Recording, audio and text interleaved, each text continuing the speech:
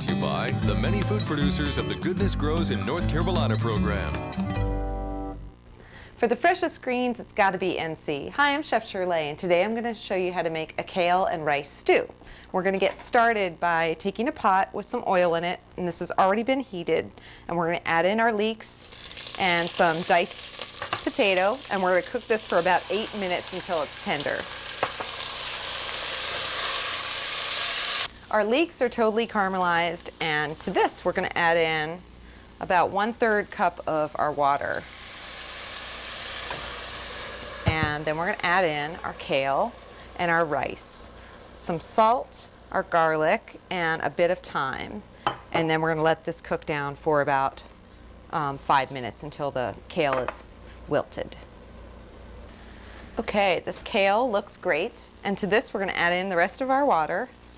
And then we're going to add in 2 vegetable bouillon cubes. You can use any kind of cubes you want, but I am throwing in the vegetable ones, and then we're going to let this cook for about 20 minutes. And that's another quick and easy kale recipe for your Carolina Cookbook. I'm Chef Shirle. Try it today.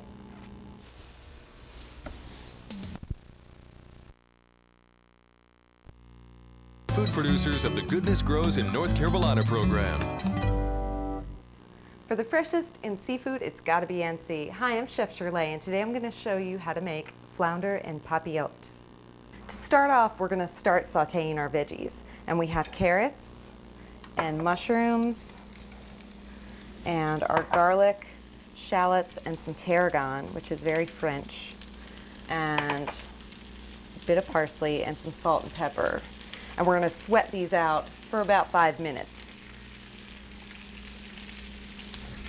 Now, after about 5 minutes, you want to add a little bit of wine, and I'm adding some dry white wine,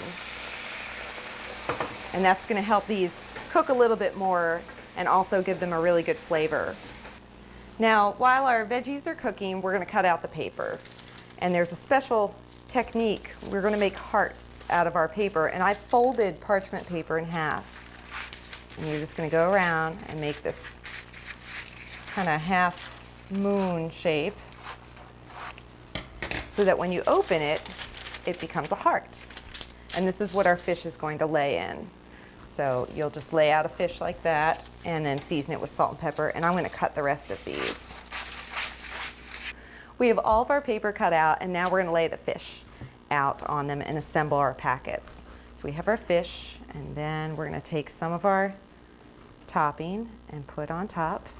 Then we're going to wrap these guys up and pop them in the oven. So I'm going to just do that. And then you're going to fold. Now these guys are all wrapped very tightly, and we're going to put them in a 425-degree oven for about 10 to 15 minutes until the packages are puffy. Now these guys are totally done. You can see how puffy the bags are.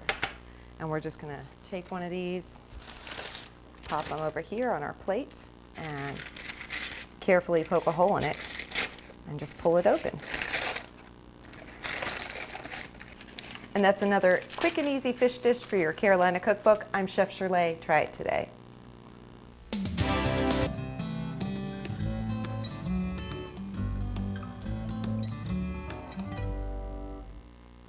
Football season's here, and I have a great recipe that'll please a crowd. Hi, I'm Chef Shirle, and today I'm going to show you how to make halftime chili and cheese casserole. To begin, we're going to start sauteing some onions, peppers. Woo! That is hot pan. We're going to add in some garlic, some chili, cumin, and oregano. And we're going to saute this for about 5 minutes until everything's lightly browned. These guys are totally browned, and now we're going to add in our cilantro and our beans, our tomatoes, and our veggie broth. And we're going to cook this for about 10 minutes. Our chili is totally cooked down, and now I've taken a greased pan that I sprayed with some oil, and we're putting in about 2 cups of crushed tortilla chips. So whatever chips you like, you can use. And so we're going to put that in there, and then we're going to layer some of our beans, and then we're going to top some cheese on it, And just spread this out, and then we're going to put another layer of our beans, and then we're going to put this in the oven and bake it for about 15-20 minutes. This guy is cooked for about 10 minutes, and now I'm going to put some more cheese on it, and we're going to put it back in for another 3 to 5 minutes until it's brown and melted. And that's another quick and easy football recipe for your Carolina Cookbook. I'm Chef Shirle. Try it today. By the many food producers of the Goodness Grows in North Carolina program. For the freshest seafood, it's got to be NC. Hi, I'm Chef Shirle, and today I'm going to show you how to make a really simple Thai-style flounder dish. This is really so easy. It's amazing. We're going to put some coconut milk, some rice wine vinegar, some sugar. In here I have soy sauce and fish sauce mixed together. And then we have a bit of sesame oil. And then we're going to add in some cilantro, some mint, scallions, ginger, garlic, and some chili paste that also has some extra garlic in it. We're going to put that in a bowl and whisk this up. And then we're going to spray our pan, which we've already done, with some oil. And we're going to lay our fish out into our pan here. And just put these in. These are really nice flounder fillets. We're going to cover this over with our sauce. And that chili paste also has a little bit of a kick to it. So if you don't want that, you can definitely omit it if you want. And we're just going to make sure these are covered. And then we're going to cover this with some foil and pop this in the oven.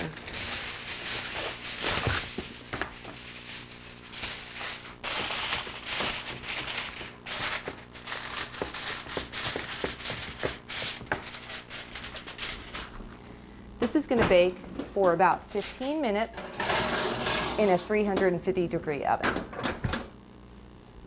Okay, these guys have been in the oven for about 15 minutes, and they are totally ready to go.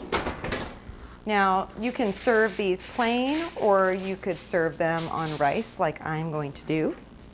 Should bring my plate over here. And you know when these are done when you stick a fork in them and it flakes.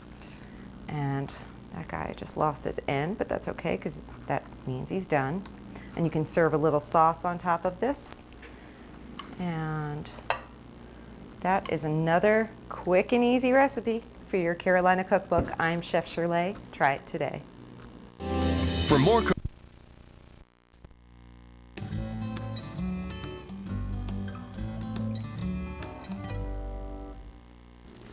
Fall's here, and that means treats for the kids. Hi, I'm Chef Shirle, and today I'm going to show you a few of my favorite fall treats. Now, when most people think of fall treats, they think of caramelized apples or candy apples. So what I'm going to do today is make a caramelized pear. And we're going to begin by taking out the stem, and then we're going to put a stick in it, just like you would any kind of caramelized apple that you're going to do. And then we have in here some caramels that we're going to melt down in our microwave for about 30 seconds to a minute until these are thoroughly melted.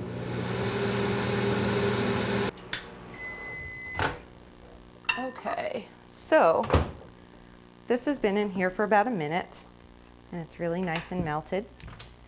And now we're just simply going to take our pear, and you want to just coat it as best you can in the bowl, and then we're going to roll this in our nuts and place it on a waxed baking sheet, or you can take parchment paper like I did and spray it with a little bit of oil.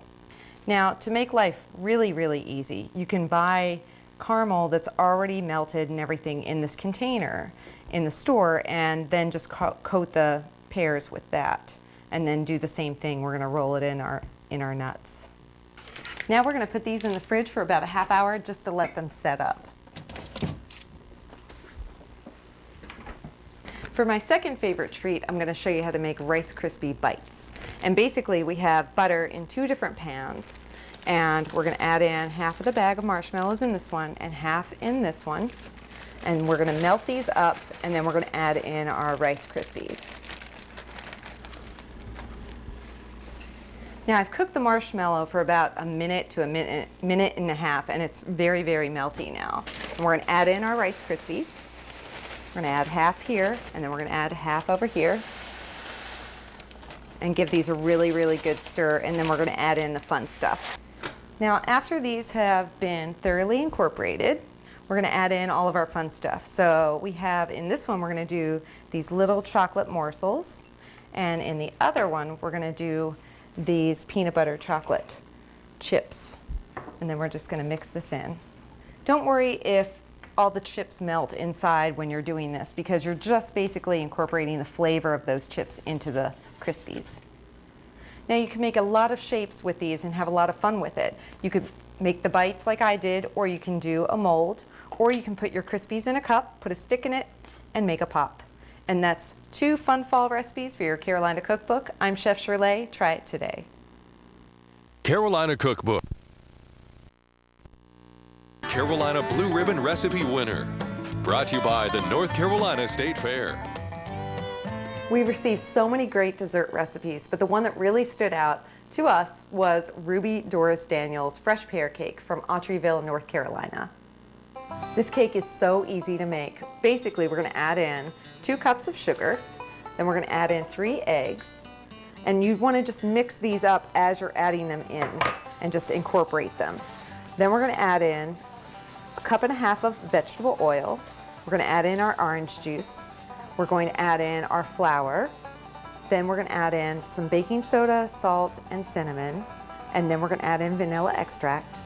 And then we're going to add in our pears that have been peeled and diced, some coconut, and our pecans.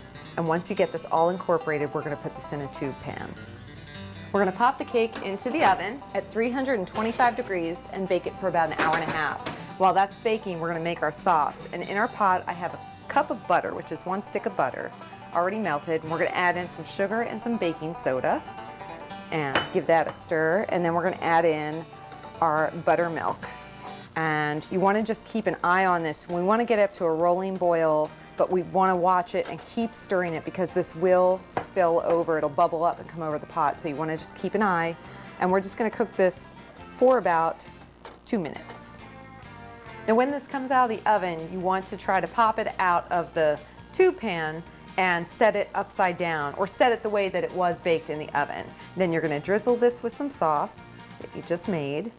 And that is another blue ribbon recipe for your Carolina Cookbook. I'm Chef Shirle. Try it today and enjoy this for the holidays.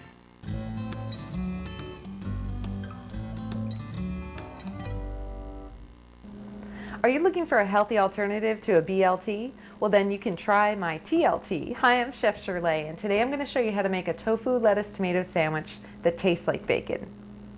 To get started, you need to cut your tofu into 8 slabs, and I do this by cutting this in half and then making 3 cuts on either side that are relatively the same width.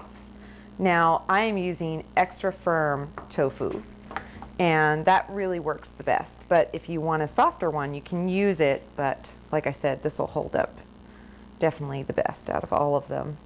And we're just going to let that dry for about 15 minutes. And while that's going, we're going to make our marinade. And I have 1 cup of water, 1/2 cup of soy sauce, 1/4 cup of balsamic vinegar, and 1/4 cup of Worcestershire sauce. And then we're also going to add in some garlic powder and some onion powder.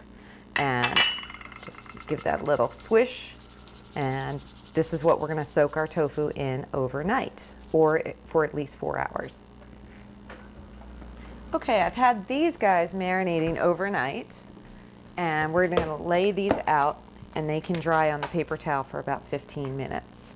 And then once that happens, we're going to then take them and put them onto a sprayed baking sheet and bake them in the oven for about 20 minutes, turning them once at 425 degrees.